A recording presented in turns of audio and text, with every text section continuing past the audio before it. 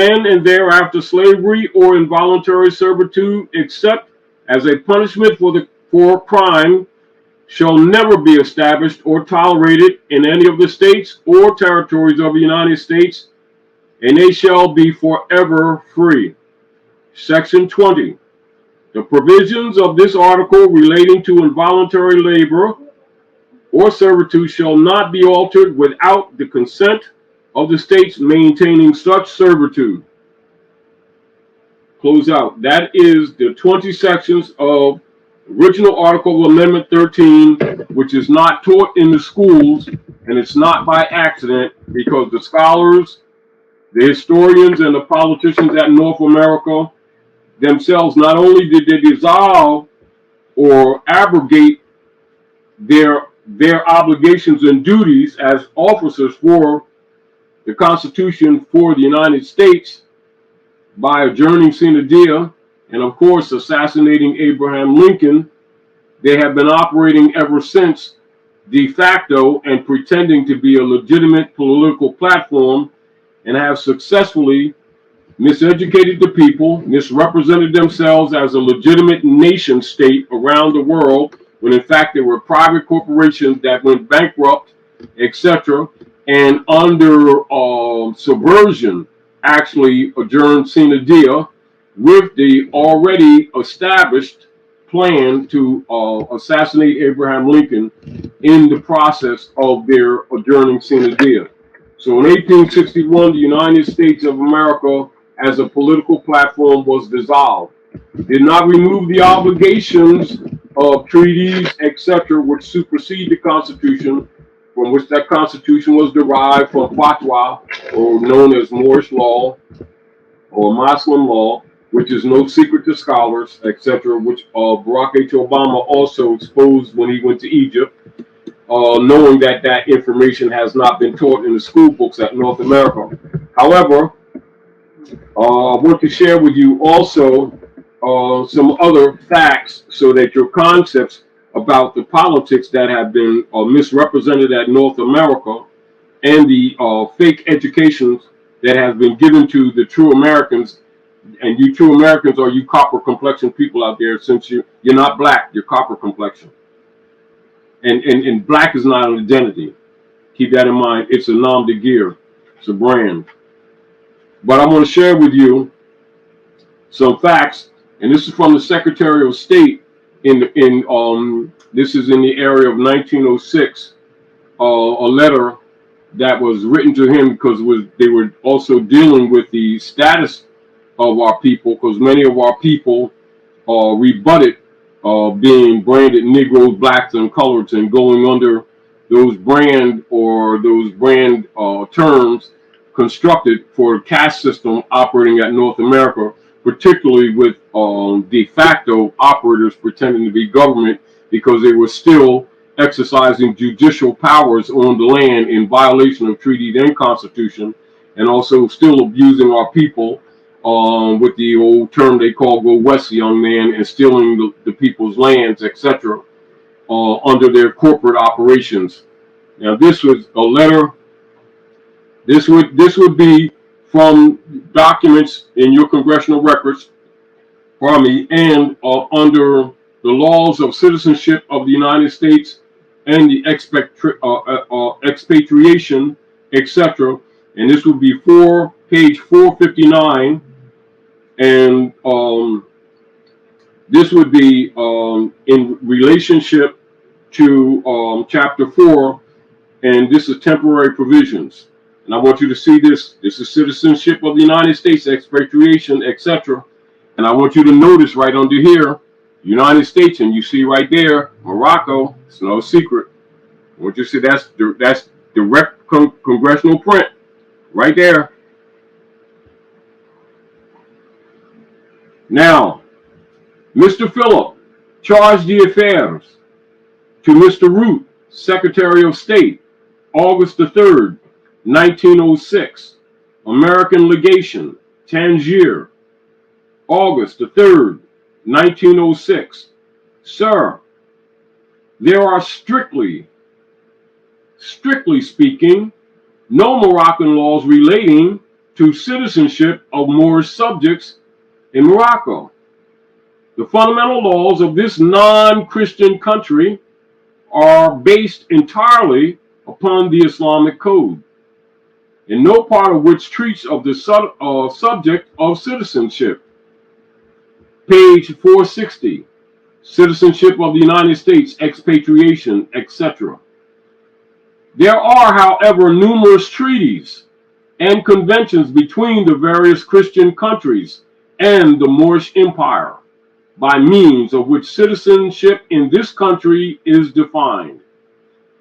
But as I understand from the above acknowledged instructions, that it is not the desire of the department to call for a report upon such lines, I will therefore confine these remarks to general conditions existing which may possibly be of some use in connection with the information desired. Number one, citizenship in Morocco may be said to be governed by the laws pertaining to the same in other countries, with the exception that all persons residing in Morocco who cannot prove foreign citizenship or protection are considered ipso jure as Moorish subjects. 2 and 3. Moorish subjects lost their nationality only by becoming naturalized in or protected by another country having treaty relations with the Moorish Empire. It was established by the Convention of Madrid, concluded July 3rd, 1880, as follows. Article 15. Any subject of Morocco who has been naturalized in a foreign country and who shall return to Morocco shall, after having remained for a length of time to that which shall have not been regularly necessary for him to obtain such naturalization, choose between entire submission to the laws of the empire and the obligation to quit Morocco, unless it shall be proved that his naturalization in a foreign country was obtained with the consent of Morocco, government of Morocco. Now, I present that to you, to present this argument to you. Number one, the United States as a viable and legitimate political platform was dissolved in 1861. They've been exercising de facto operations ever since. Number two, the guise of the 14th Amendment so-called Negro citizen operations to deceive the people into being U.S. citizens when it's clear that people of African descent, that's the true Americans, cannot be citizens of the U.S. corporation because it's a private corporation, number one, and they're foreign Europeans occupying America.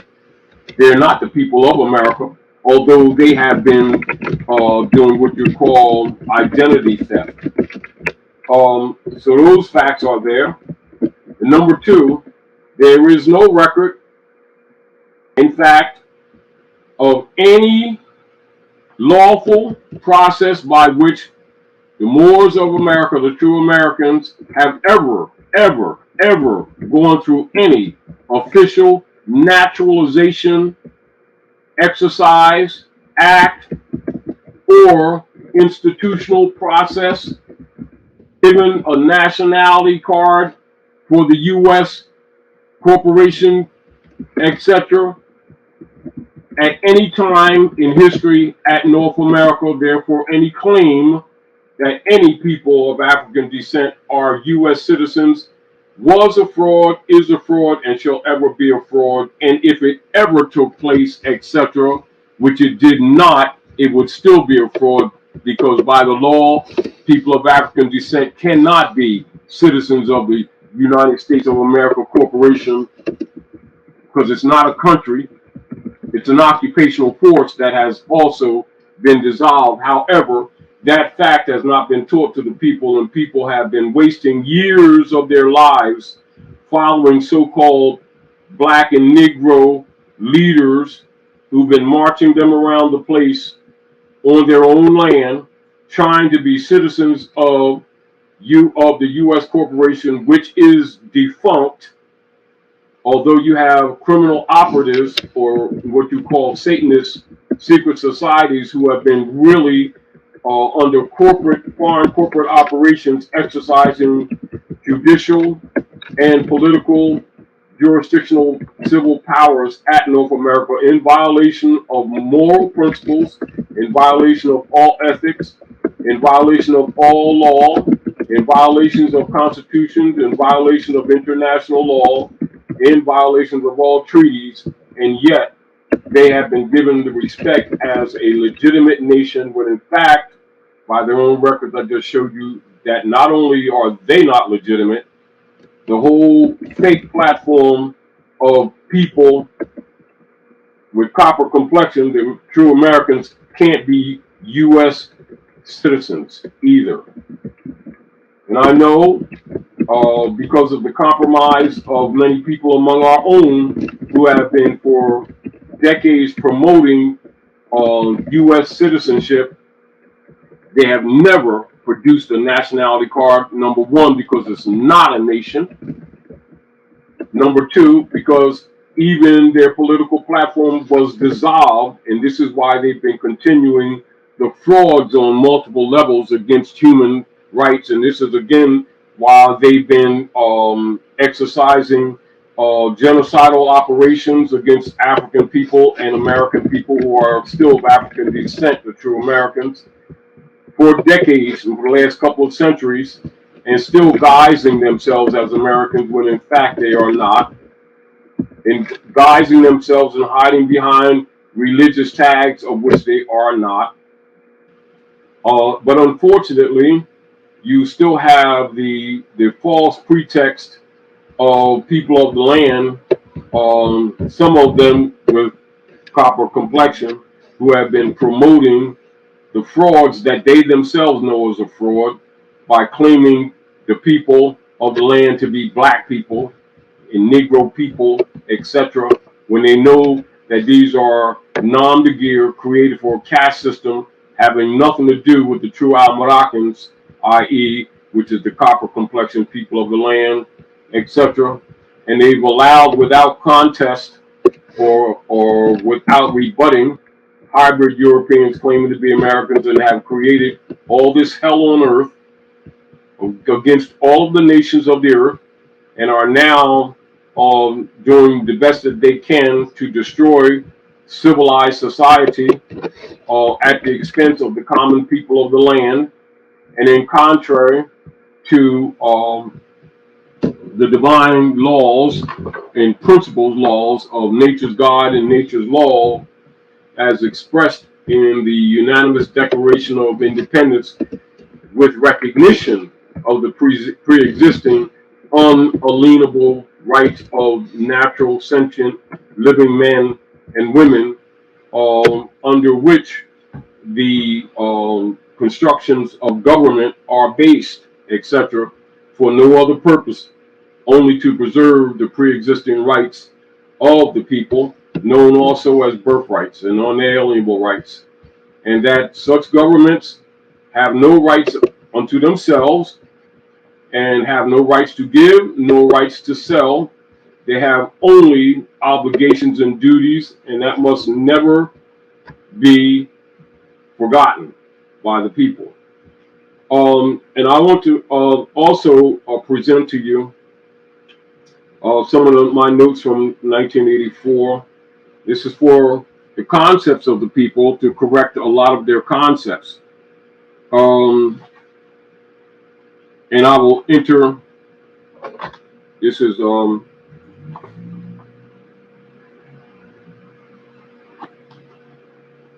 common law.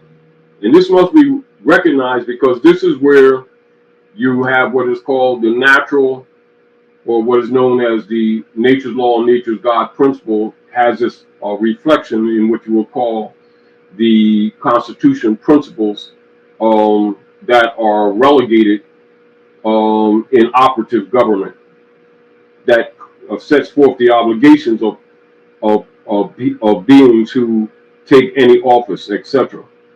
Common law is distinguished from Roman law. I repeat, common law is distinguished from Roman law. Common law is distinguished from the modern civil law and distinguished from the canon law and from other systems of law. The common law is that body of law and justice theory which was developed and formulated and administered in England. And keep in mind that England is a part of Iberia. And Iberia, and that ancient principle, comes from Muslim law. And so you're talking about Queen Dodo, and you're talking about Nefertiti's daughter, etc. You're talking North Africa. So you got to put that in perspective with the reconstructed, or what is known as reconstructed history of Iberia, now known as Europe, history of Europe. So you're talking about the Picts, the Moors, and the Dubs, all of whom are Africans. So see, the Renaissance initiated in Spain and in Italy, and its influence upon Europe during the 14th to the 16th centuries. Common law is distinguished from law created by the enactment of legislatures. The common law comprises the body of those principles and rules of action relating to the government and to the security of persons and property, which derive their authority solely from the usages and customs of immemorial antiquity. Immemorial antiquity. Or from the judgments and decrees of the courts recognizing, affirming, and enforcing such usages and customs, and in this sense, particularly, the ancient unwritten law of England, which logically is from ancient Iberia. So you're going pre-Inquisition, because it's ancient. That's why when you read law books, it says ancient and modern when you go into dictionaries.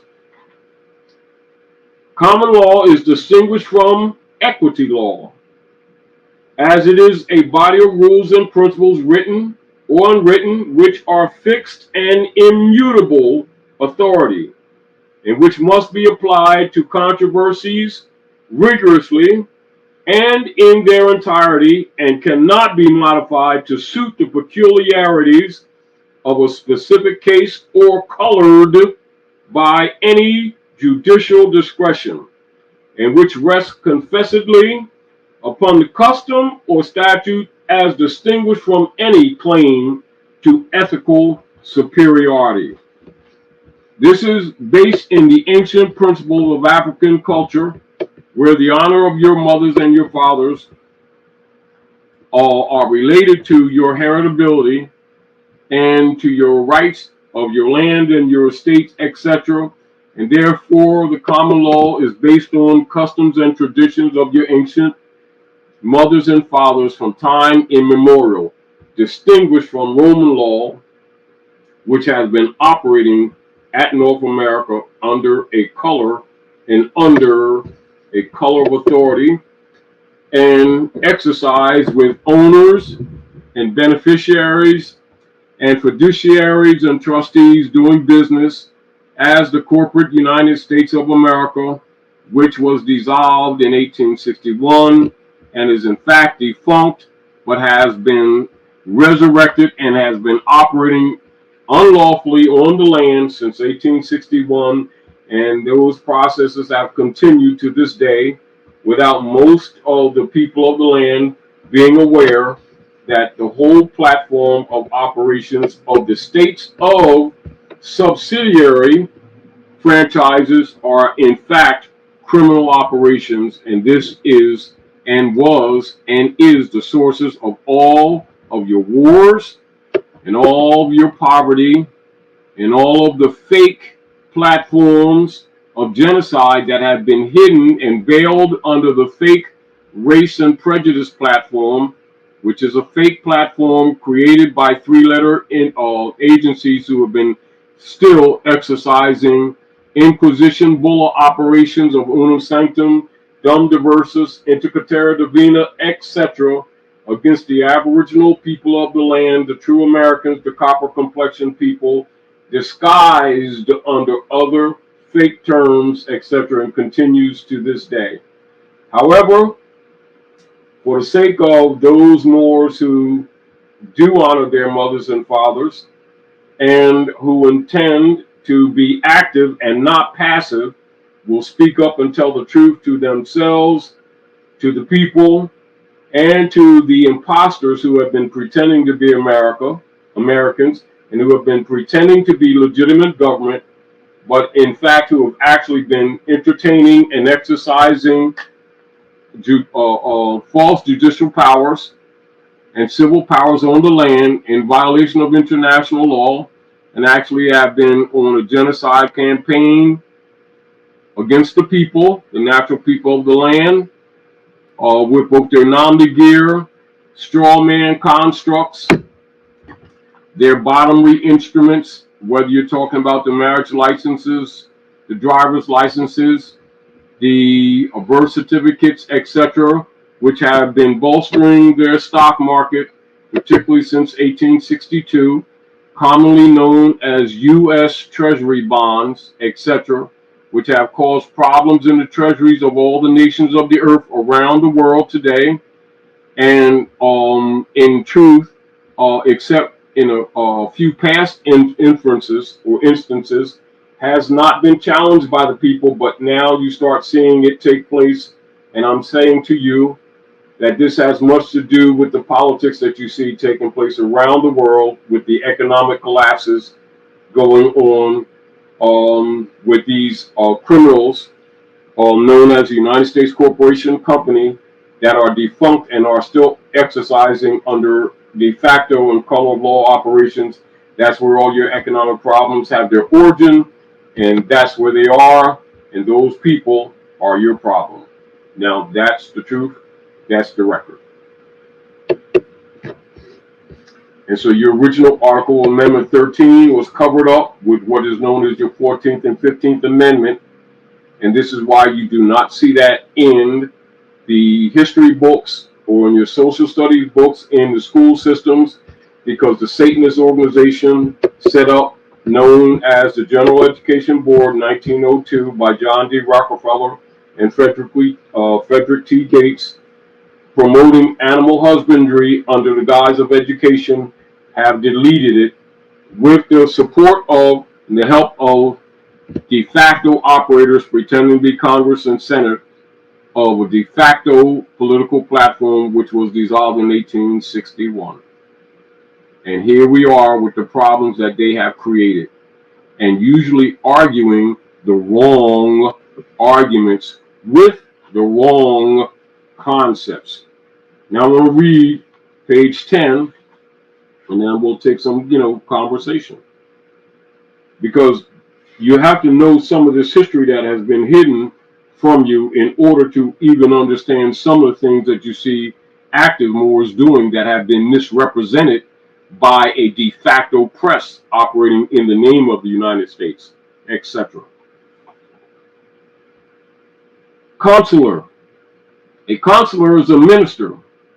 As for the consular, and about some details about his or her political position, authority is given affirmatively, and see that such established law and due process remedies are observed and applied in matters of the nation's citizens. And so the consular authority includes his or her responsibility to keeping abreast with and assuring that diversity rules are observed and maintained, and that such case claims, transcripts, or other related documents are secured for the record. and that all reports are made to their superiors. This helps to preserve the integrity of the law. And the consular assures that proper law measures and proper jurisdictional classifications are maintained and carried into force, etc., within the various venues of the laws that govern nations, constitutions, treaties, and international law treaties. Likewise, are instruments that are binding upon all government officials, binding upon their assigns, binding upon their employees, and binding upon their contractors, etc. And one must always remember that a treaty is the established law of the land, just as the constitution of the nation is. And thus all treaties are conjoined as one with the established law of the land. So when you're talking about Treaty of Peace and Friendship, the treaties of the United States with the Moroccan Empire, those obligations and duties are preserved and are enforced.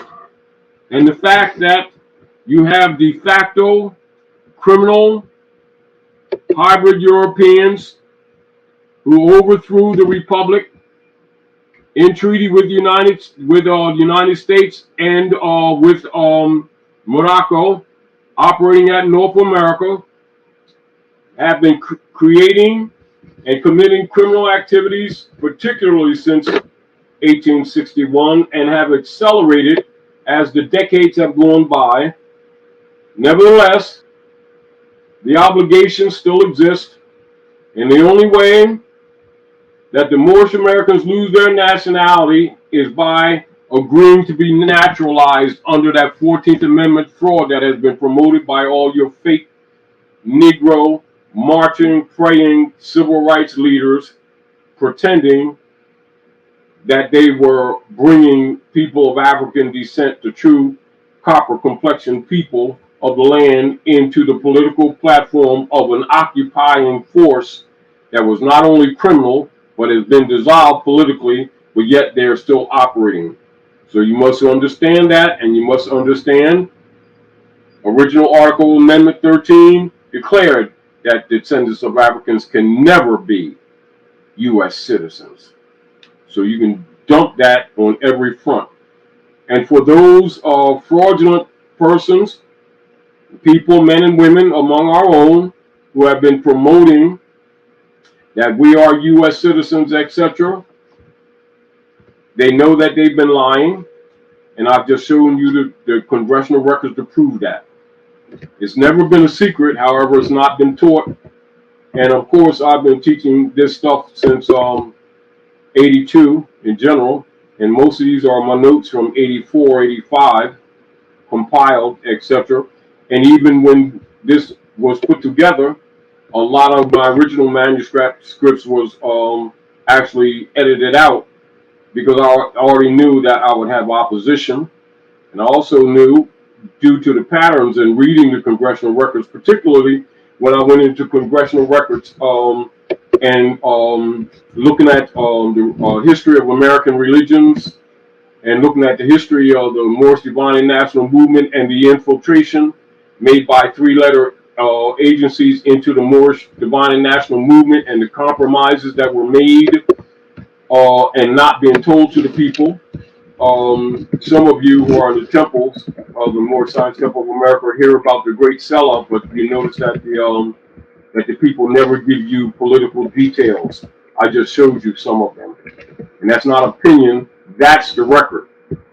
And then a lot of people who are taking positions in the Moorish Divine and National Movement and the Moorish Science Temple of America has actually been some of my greatest critics and trolls, who always knew this information, but they knew if they taught this, many of them would be exposed for the traitors that they are.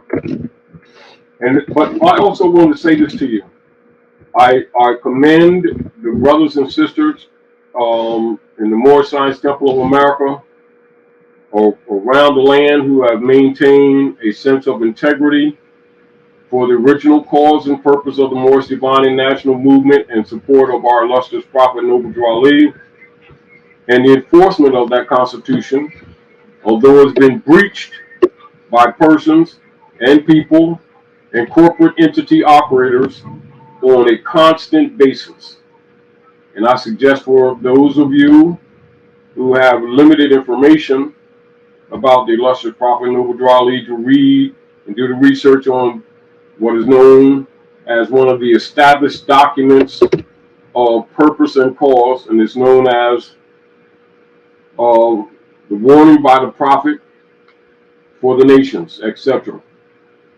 And you will see within that document, established document, the cause for the movement, and you'll see it's harmonic with the enforcement of the Constitution.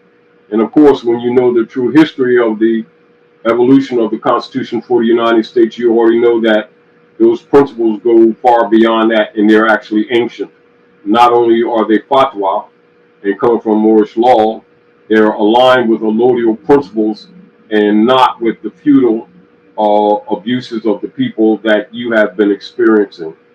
And the fact that many people who claim to be conscious pretend that they don't know that part of the major movement of the Moorish Divine and National Movement is the enforcement of the Constitution for the United States, which would include the treaties, etc., and all obligations and duties of persons claiming to be authorities for the United States are enforced, and that has never changed. So I wanted to present that because I see a lot of people being confused when you see hybrid Europeans operating for the defunct United States corporation, and their corporations have actually been converting people's right to travel into crimes in violation of treaty and constitution, and in violations of obligations that already exist. But it also shows you that they have no authority to be operating on the land, and yet that continues. I just wanted to bring that to your attention. So what you do, the people of the land, the true Americans and nationals, and the people who have been loyal to the treaty and Constitution for the United States, there's your duty and your responsibility to enforce that Constitution, knowing that these people are de facto, and to stop pretending that you don't know that they're operating de facto. That does not excuse any improper activities by any more, etc., for they are obligated by treaty and those principles that pre-existed, etc., in Muslim law, which you'll see from the Honesty Confederation, or you might call Equa Confederation, that was adopted for these operations for judicial civil powers to be executed under a constitution at the Maghreb, etc. That is no secret. And also the established ancient principles of the Renapi tribes in the area of Shakamaksan, where the republic's standard of government or Capitolium was established. That would be Shakamaksan, which you know is Philadelphia area, and that remains the fact to the day. And just because the hybrid Europeans left the platforms, the people of the land or the true nationals don't leave the platform, because we're the people of the land. So just because they violated, that doesn't excuse you, and that does not throw you off your political obligations, nor does that remove the obligations that was established by treaty and by constitution. Therefore, is the obligation of the nations of the earth legitimate to aid the Aboriginal Americans, enforcing those principles behind that Constitution, to remove all the genocidal operations and the criminal operations of the impersonators operating on our land at North America, pretending to be Americans and creating all these problems around the world at Midgard under the guise of the United States of America, the defunct corporation, which has been dissolved by their own hand. For the moment, I yield the floor and accept some questions. Okay, well, I'll just ask this question because I saw it. I believe there was a question: would you explain what Fatwa means? Fatwa means law. And so like if you're reading in the international Creole trade language, you would know as English or Anglis. So people's concepts that English is belongs to the hybrid Europeans is false. It's actually Creole. It's a mixture of languages of the world, and it's actually a trade language. So when you're talking about English, you're talking about international African Phoenician trade linguistics, etc. It's made for trade. So fatwa comes from divine law, what you call hermetic law, based in moral and ethical trade principles. So fatwa means law. Then plenty of comments, some good and some very negative. Well, I can expect that. I mean, it's like this. Let's look this way. I'm gonna respond to someone. This one that I put somebody in timeout. Now their response is by blocking words who ask questions. Sad but not surprising.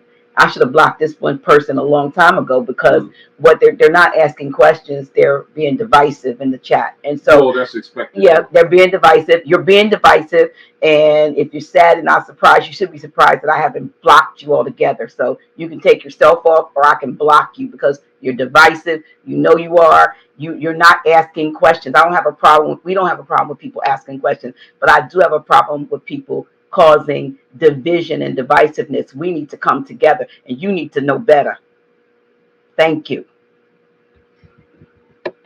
So, let me see if there's any serious questions.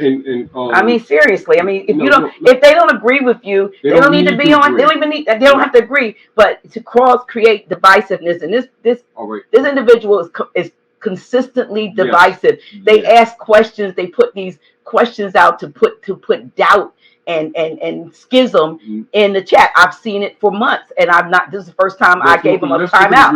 Let's look at it realistic. Remember, this is what I've always said. And I'll say this to you all before. Even these statements that I made here, these are the congressional records. And I actually, Dr. J, I actually left the print and photoshopped the print and put it in here. Because now if they want to argue, they can argue with the record. They can argue with me.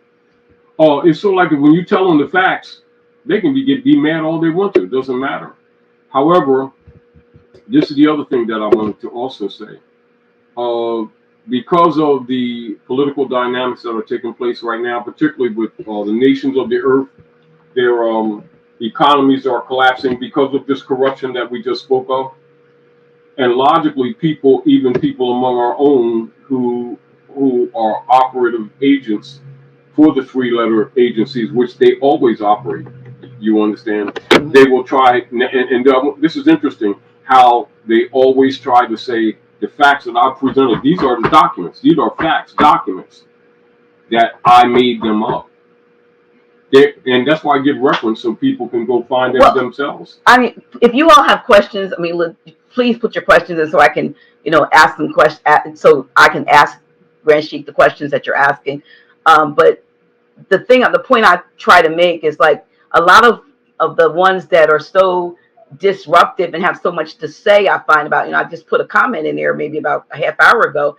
These are ones who, when they first learned they were Moor and not Negro, black, and color, they were probably looking at a Tarik Bey video from back in the day. And then they get to a place where they smelling themselves and they feel like they know more than you, and you've never felt like you have it all. You never. We've gone over this before. It is not your position that people put you in a place that you don't even want to be. Never. You are a historian, and all of those, such as I'll give a shout out to, say, Lamont Maurice L, like him, who go on and take whatever they've heard from you and take it further. They're supposed to add your part to it, but you don't have to discredit the rock that you stood on to get to where you are. And that's the problem. That's why I believe we don't, but that's why I feel we're not getting anywhere because we're fighting each other. I know it doesn't bother you. It does. I'll tell you why it doesn't bother me. It bothers me. It doesn't. Don't let it bother you. Yeah. Remember what I said to you last year? I said, "Oh, mask off." I know. Because there's a spiritual side to this too. This one must be understood. The battle that's going on is people may try to take it personal, but you have really what you can say loosely good and evil. Many of the people and some of the people who are trolls to these facts, because these are facts. It's not opinion, these are facts. Right. Right? Right. And they attack me for exposing the fact. Because many of them know that this information, as the people wake up, that a lot of people who have been using this platform for personal gain, as an example, or selling birthright issues which are not sellable. Because remember, nationality is free. True. Because it's birthright.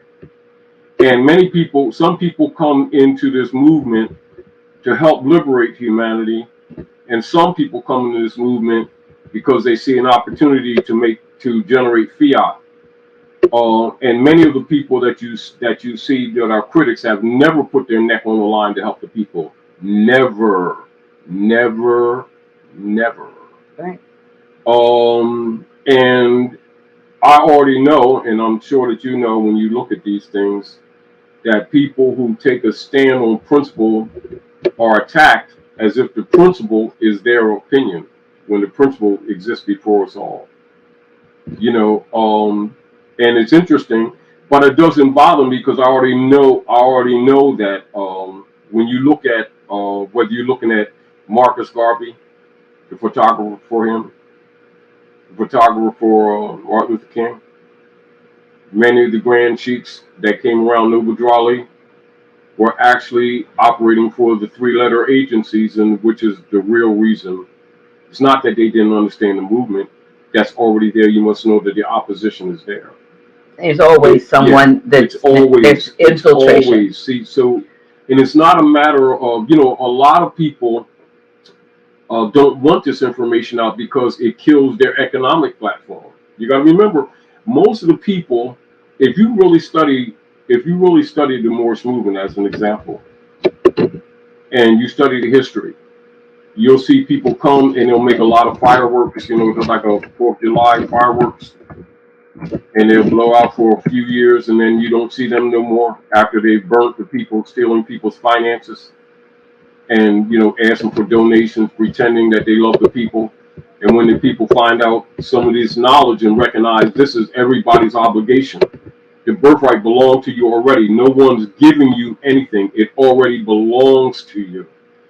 And when you begin to demonstrate methods or ways by which they can make their proper reclamation of their right of the state, etc., it upsets these people because they can't, play master over servant games with them.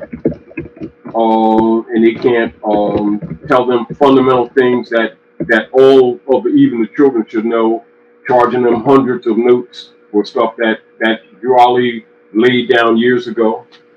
You'll see that one of our major problems have been is that the fundamental enforcements of treaty and constitution, which when you say constitution, you're talking about not only the treaties, you're talking about the ancient traditions and customs. And I think a lot of times when people say the word constitution, they're looking at the Constitution for the United States as an individual document, on its own right, or they're looking at the Treaty of the Great Peace, Gisnawa, and principles like that, and or the Zodiac Constitution, rather than recognizing that the principles behind them or that undergird them or that are in the construction have one principal root, and it is unchanging. And that goes back to the ancient customs and traditions of our ancient mothers and fathers, and that is known as the common law. That's why when you talk about common law, constitutional law, they will use them in the same sentence.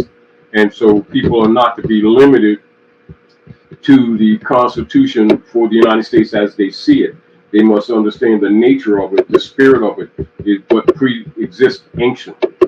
And that is the enforcement of the Constitution. So that includes even your knowledge of the cosmological nature found in religion, etc., for leading people back to fundamental principles of divine source or divine origin, etc. That is basically universal. So that's common law. That's still constitution. And this is why, like when you deal with people who really understand the original origin of religion, they have no what you will call they don't contest people because of their different religious or their different faiths, etc. What they do contest is the misrepresentation of all the religions by the politicians and the priesthood who have gone absolutely corrupt, who have misrepresented these platforms or the constitutions of man. And logically, people who have been benefiting from the ignorance of people, as you show people some of these documents that are at the basis of governmental operations, but it's not being exposed to the masses, you can understand why it kind of upsets people who have been what you call one-trick ponies, who really have no talent, no skills, and they come onto platforms of looking at the needs of the people, and they like a rabbit leech, sucking on the breast of mothers. If you get the point, and that's what these leeches usually are. Well, the sad part is that there are many that come every week or every time we're on because they genuinely want to learn. They genuinely are waiting for that light bulb to come, to go off in them, so that they can go, I got it. And then you have all of the few, but the few disruptors goes with the territory. Yeah. See, this is the deal. And I don't even like having to do this, because this is taken away from what you could